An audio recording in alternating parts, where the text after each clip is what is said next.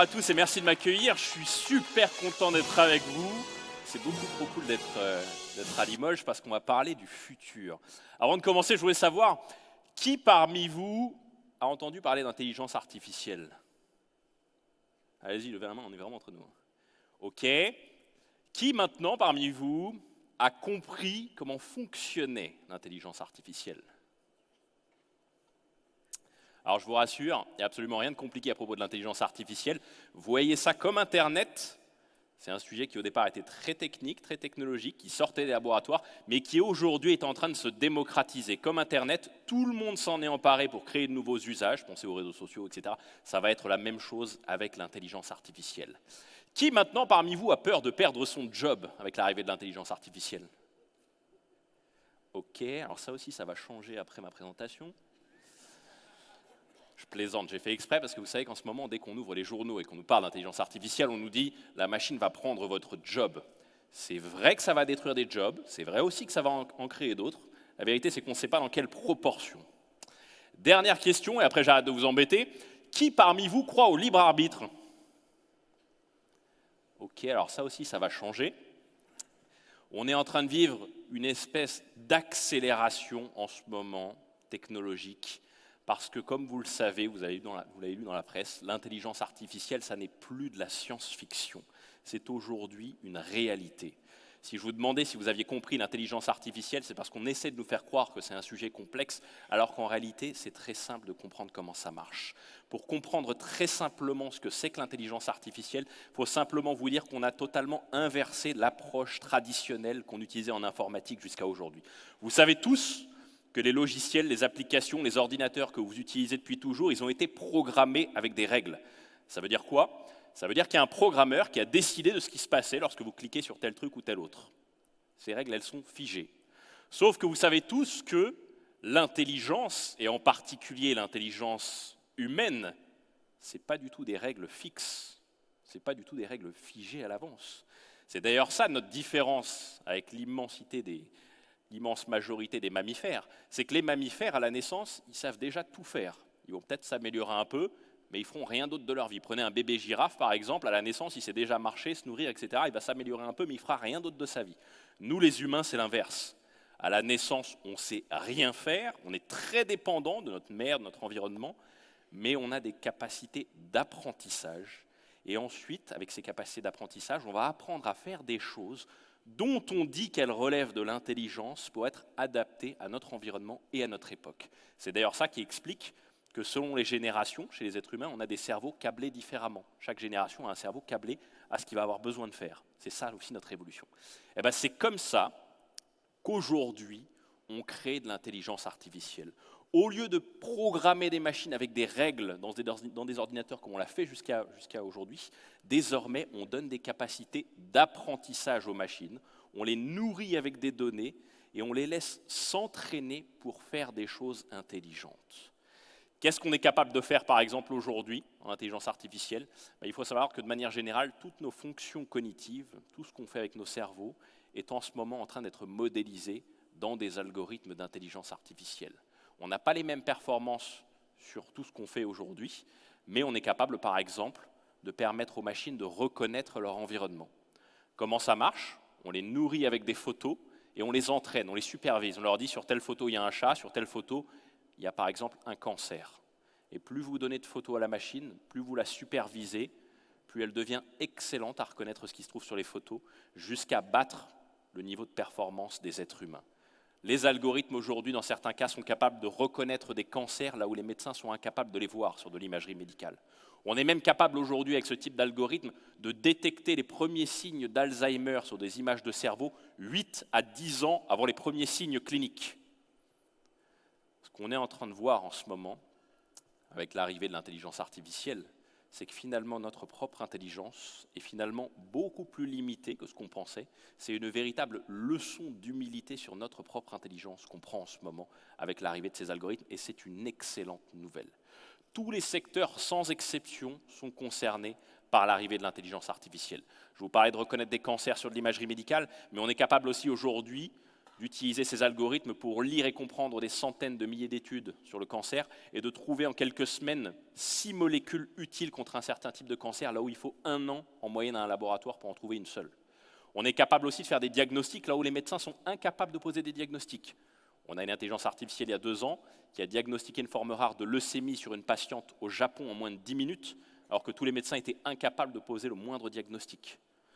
Google, ils ont été capables, eux, d'utiliser une intelligence artificielle pour baisser de 40%, ce n'est pas un faux chiffre, 40% leur facture d'électricité sur le refroidissement de leur serveur, avec une intelligence artificielle qui gère l'énergie en temps réel. Comment vous pensez qu'ils ont réagi, les spécialistes de l'énergie? C'est marrant parce qu'ils disent « oui, mais nous on est tranquille parce que les gens auront toujours besoin d'énergie ».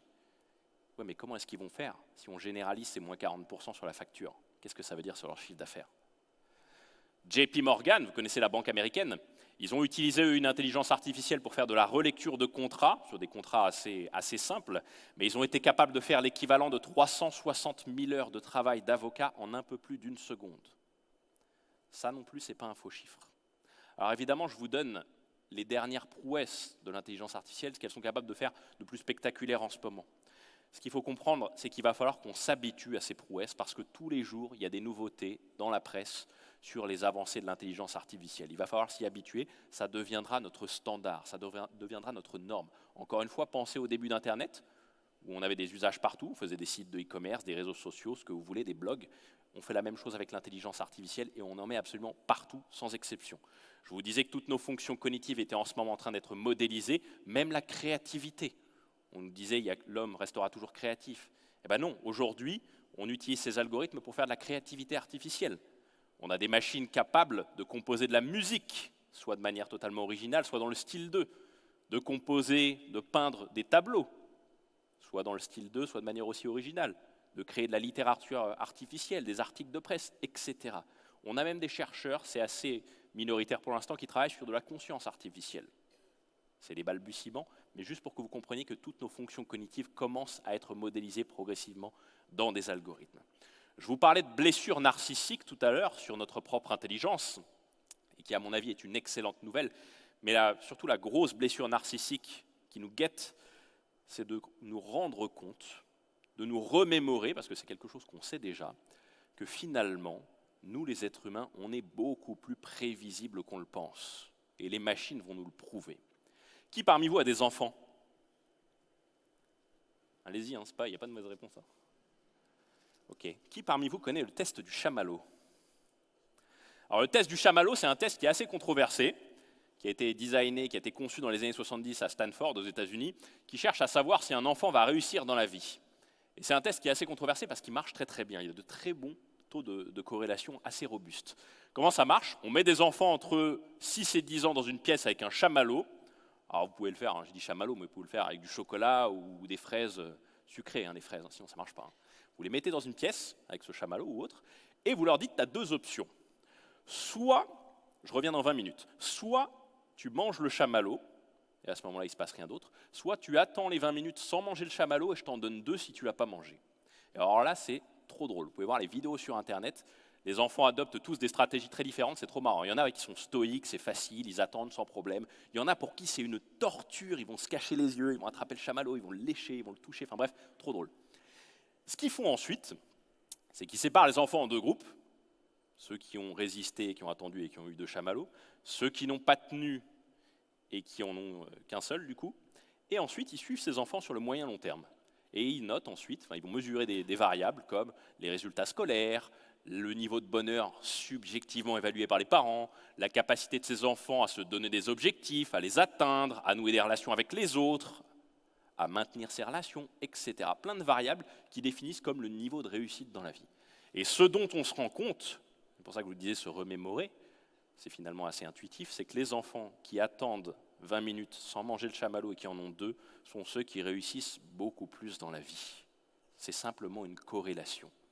Où est-ce que je veux en venir? En sciences sociales, on sait déjà depuis longtemps qu'on est très prévisible et on cherche des variables proxy pour déduire des choses sur des gens, des entreprises, etc. Les assureurs font ça tout le temps. Quand vous remplissez des formulaires avec des informations que vous leur donnez, ils essaient de déduire des informations que vous ne leur donnez pas. Nous, les êtres humains, quand on écoute ou on regarde quelqu'un, on essaie de déduire à son vocabulaire, sa manière de s'habiller, de s'exprimer, on essaie de déduire des choses sur la vie de cette personne, etc., etc. On fait ça tout le temps. Et bien là où je veux en venir, c'est qu'avec l'arrivée de l'intelligence artificielle, on va tous subir des tests du chamallow en permanence, en temps réel, en utilisant la technologie. C'est déjà le cas aujourd'hui. Lorsque vous utilisez Facebook, par exemple, à votre heure d'utilisation, à la fréquence d'utilisation, au déplacement de votre souris sur l'écran, Facebook est capable de savoir précisément si vous avez un risque de suicide imminent, et ils ont sauvé des vies comme ça. Ils connaissent aussi très bien en temps réel vos émotions, vos humeurs, et ils peuvent même les influencer en poussant des bons contenus. Ils sont capables aussi de connaître vos opinions politiques, vous avez vu le scandale dans la presse, même de les influencer, et ils sont même capables depuis peu de savoir si vous allez vous mettre en couple avec quelqu'un ou au contraire vous séparer. On est beaucoup plus prévisible qu'on le pense, ça ne va pas nous faire plaisir de se rendre compte de ça, parce que ces algorithmes vont nous le prouver en permanence. Vous voulez qu'on fasse un test du chamallow rapidement sur un autre truc? Qui parmi vous, que vous soyez sous Mac ou sur Windows, utilise le navigateur Internet Explorer ou Safari? Allez-y, on est vraiment entre nous. Ok. Maintenant, qui, encore une fois que vous soyez sous Mac ou Windows, utilise Chrome? Ok. Bah, ça aussi, c'est un test du chamallow parce qu'en fait, on s'est rendu compte que les utilisateurs de Chrome avaient des niveaux de créativité largement supérieurs à ceux qui utilisent Internet Explorer ou Safari. Vous savez ce que c'est le rationnel derrière? C'est simplement que Safari et Internet Explorer, c'est des options par défaut. Ceux qui utilisent Chrome n'acceptent pas les options par défaut, ils veulent aller toujours plus loin. C'est ça le rationnel. Des tests du chamallow comme ça, il y en a plein et on va tous en subir avec la technologie. Ce qui risque de changer énormément avec ces algorithmes, c'est surtout que la technologie va progressivement disparaître. Je vous le disais, l'intelligence artificielle sera partout, comme l'électricité, mais tous les logiciels que vous utiliserez en utiliseront de l'intelligence artificielle, mais surtout, les smartphones, les tablettes disparaîtront. À la place, vous aurez tous un assistant intelligent, autonome et à votre service qui sera votre majordome digital. Ce sera votre expert en tout. Ce sera votre médecin, votre banquier, votre avocat, votre conseiller, votre confident. Tout ça à la fois, mais avec un niveau d'expertise largement supérieur à tous ceux avec qui vous avez affaire aujourd'hui. Cet assistant intelligent, vous allez tous en avoir un qui va remplacer votre smartphone, mais il va aussi être dans les objets. Et tous ces assistants intelligents finiront par interagir les uns avec les autres, comme Internet. Internet, c'est juste des machines bêtes qui échangent de l'information, parce que les trucs intelligents, c'est vous qui les faites faire aux machines. Et bien, demain, les assistants intelligents feront des choses pour nous, à notre service, en interaction permanente. Votre assistant intelligent, à qui vous avez demandé d'organiser un dîner chez vous avec vos amis, il discutera directement avec l'assistant intelligent de vos amis pour choisir la date, se mettre d'accord sur le menu, éviter les allergies, etc., etc. Mais il va aussi discuter avec l'assistant intelligent de votre frigo pour savoir s'il reste des bières au frais. Et si ce n'est pas le cas, ben, il en commandera tout seul. Tous ces assistants seront en interaction permanente pour faire des choses à notre service. Un écosystème d'assistants intelligents. Vous voyez les machines aujourd'hui comme étant bêtes, elles auront des fonctions cognitives. Ce qui est important à comprendre, c'est que d'un point de vue économique et business, ça va tout changer. Vous savez qu'aujourd'hui, la connaissance n'a plus aucune valeur économique. Elle a une valeur d'usage, comme l'air qu'on respire ou l'eau qu'on boit, si vous voulez, ça a beaucoup de valeur, mais pas économique. Vous ne pouvez plus faire d'argent avec, tout simplement parce que c'est disponible en abondance. Ce qui a de la valeur dans le monde d'aujourd'hui, c'est le traitement de la connaissance, autrement dit l'expertise. Ça ne sert à rien d'avoir la connaissance médicale en ligne, si vous n'êtes pas médecin, vous ne pouvez pas la traiter, ça n'a aucune valeur. Mais vous comprenez bien qu'avec ces algorithmes, encore une fois qu'on va tous entraîner à faire des choses intelligentes, chaque expert va transférer son expertise à l'algorithme. C'est le médecin qui entraîne l'algorithme à reconnaître des cancers sur de l'imagerie médicale. C'est l'avocat qui va entraîner l'algorithme à trouver des bons arguments pour une plaidoirie, à les structurer, à mettre des probabilités de raisonnement d'un juge, etc. Même les programmeurs entraînent les algorithmes à créer leur propre code. Chaque expert transfère son expertise, ce qui veut dire que l'expertise aussi deviendra une commodité et ça ne sera plus un facteur différenciant dans le monde de l'entreprise. Qu'est-ce qui restera pour se différencier dans le business ? Là où on est extrêmement bon en tant qu'être humain par rapport aux machines, l'empathie, la relation et la confiance avec l'autre. Vous n'irez plus chez le médecin pour le diagnostic médical, ce sera fait par un algorithme et c'est bien mieux pour tout le monde, mais vous continuerez à y aller parce qu'il vous écoute, parce qu'il vous rassure et que vous avez un lien de confiance avec lui. Même chose dans tous les business. La connaissance et l'expertise deviendront des commodités, la différence se fera sur la relation. Encore une fois, on n'est pas si bon en expertise, nous les êtres humains, contrairement à ce qu'on pense. Vous savez, le taux de succès de diagnostic des médecins généralistes, c'est 47 à 49%. Mais c'est valable pour toutes les expertises, donc c'est une excellente nouvelle de confier cette expertise demain à des algorithmes. la période dans laquelle on entre avec l'intelligence artificielle, on appelle ça une période de disruption. Ça va nous servir à forcer l'obsolescence de tous les métiers, les industries, les manières de faire, de penser, de communiquer, en utilisant la technologie pour inventer autre chose, en créant énormément de valeur au passage. Au lieu de penser aux jobs qui disparaissent, pensons plutôt aux maladies qu'on va guérir, aux gens qu'on va sauver sur les routes, etc. L'intelligence artificielle va créer énormément de valeur. Merci à tous pour votre attention.